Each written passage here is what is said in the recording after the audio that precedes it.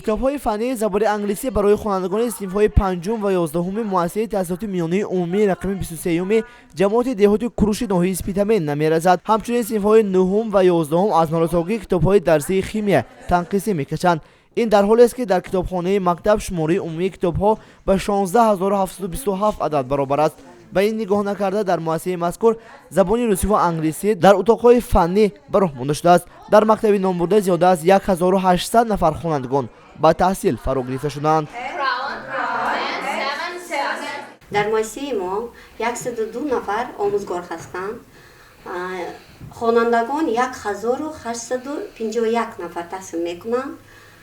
مؤسسه ما کلان است، 3 آشیانه. از زبان روسی 8 نفر آموزگار فعالیت میبرد، از زبان انگلیسی 8 نفر. در مؤسسه تحصیلات میانه عمومی رقم 6 این جماعت قریب 2000 نفر خوانندگان به تعلیم فرا گرفته شدند. در مؤسسه مذکور آموزش زبان‌های انگلیسی و روسی به طور وسیع به راه مانده شده. با محصلین آموزگاران صاحب تخصص و متخصصان جوان درس می‌دهند. خوانندگان پیوسته با آموزش زبان‌های خارجی مشغول شده، دانش ملکه خویش را تکمیل داده ایستادند. همزمان خوانندگان مذکور در المپیادهای سطحی جمهوری و فعالانه اشتراک نموده، از فن‌های زبانی روسی و انگلیسی جای‌های نمادان را اشغال نمودند. مؤسسه ما 1986 سال فعالیتش سر کردگی برای 1100 نفر خوانندگان، لیکن در این حال در مؤسسه ما 1987 نفر خوانندگان سبق میگیرند. در مؤسسه ما همگی 112 نفر آموزگاران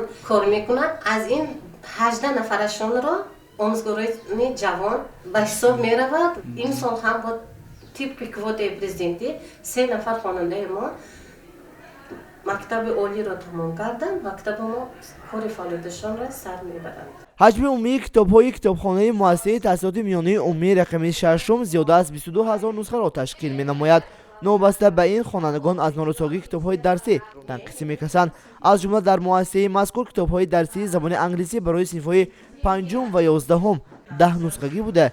خوانندگان آن را دست به دست گرفته وظیفه خانگی را تیار می‌نمایند. همچنین طبق اطلاع کتابدار مکتب کتاب‌های درسی و شیمی و فیزیک، گئوگرافی و گیومتری و تاریخ عمومی و زبان روسی کم میباشد. در مؤسسه مذکور زیاده از 50 نفر آموزگاران صاحب تجربه از روی اصول فعال تعلیم و نظام تحصیلی سوادناکی به خوانندگان درس می‌دهند. فرخ عثمانی و سعید ظریف ظریفов نوید از ولایت سوخت.